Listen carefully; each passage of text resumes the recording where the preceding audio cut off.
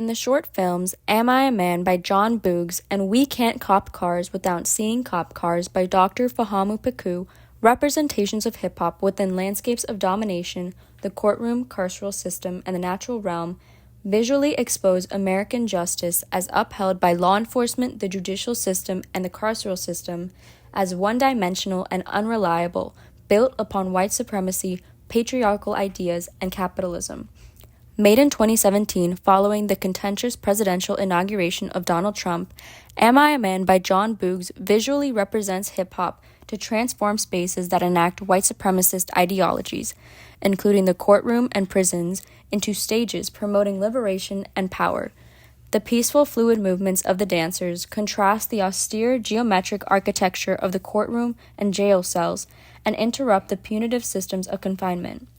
The explosive movements visualize nuanced expressions of emotion, thus incorporating the ideas of Patricia J. Williams in her chapter Parable, An Alchemy of Race and Rights, Diary of a Law Professor, that calls for the infusing of the personal and emotional into law for the purpose of creating a double-voiced relational vocabulary in the white supremacist rule of law. Similarly, the interview style of abolition advocate Bryan Stevenson's indictment of the legal system throughout the video visually asserts Stevenson's authority and breaks the anonymous voice of God narration, consequently visually exemplifying the infusion of the personal into legal discussions and asserting a double-voiced approach to the rule of law as nuanced and critical. Furthermore, during scenes of incarceration, the camera zooms out from the individual to incorporate the simultaneous movements of the dancers and emphasize collectivity. The specific style of dance, called Memphis Jukin, originated in the club scene of Memphis, Tennessee, to enact Black pride and for youth to build community through dance.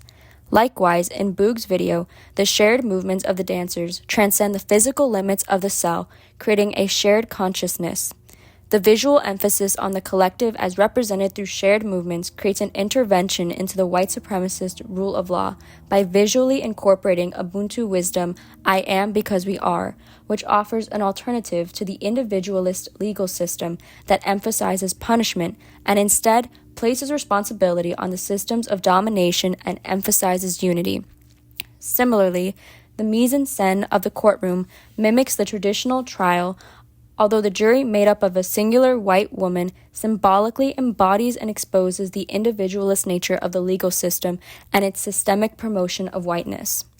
Mirroring the opening scene in the last moments of the film, as the dancers walk chronologically through the poster series I Am a Man by Hank Willis Thomas, the poster reading I Am a Man becomes a site of contention. The refusal of the second dancer to move forward and instead walk in the opposite direction symbolizes that only in the denial of the category of human, a category defined by its proximity to whiteness and to masculinity, true liberation from systems of domination is achievable. While Boogz explores liberation within aesthetics and landscapes of domination, the courtroom, carceral system, and We Can't Cop Cars Without Seeing Cop Cars, Pecou digresses, instead moving to the natural landscape separate from white supremacist rule of law, and establishes new visual codes for liberation in the wake of the murder of George Floyd in 2020 and a national outcry for accountability of systems of domination. Signified by slow and sustained dance movements, Pecou visually asserts the natural realm as a place of comfort and leisure, disrupting hegemonic notions that security and order are only achievable under the law. The visual openness of the forest, emphasized by the wide camera shots, permits the space for the dancer to enact the full range of the body, thus re-emphasizing the natural realm as a liberatory space. Slow, steady tracking shots of the El Camino driving through the forest road demonstrate the expansiveness of the natural realm and create a relaxed atmosphere in the seclusion from surveillance. Moreover,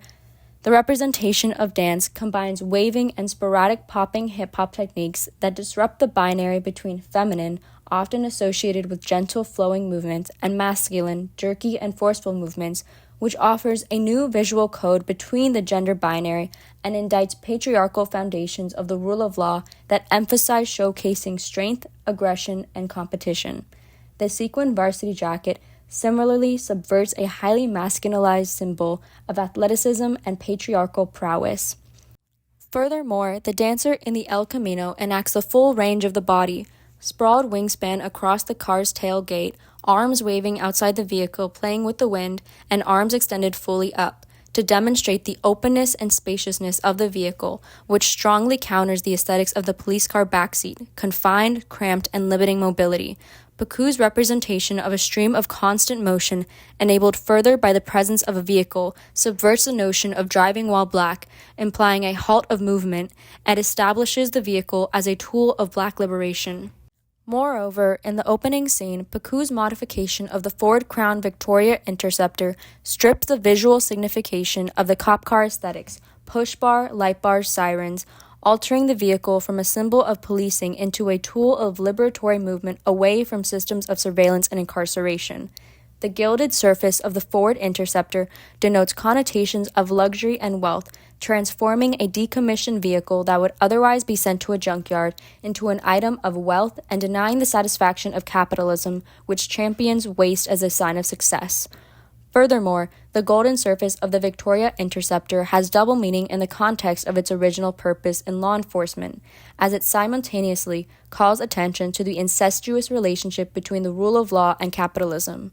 Corporate auto manufacturers, like Ford, benefit monetarily from the continued consumption of vehicles for surveillance by law enforcement who use these vehicles to uphold the white supremacist rule of law, thus exposing what Ruth Gilmore describes as racial capitalism, the mutually beneficial relationship between capitalism and racial inequality.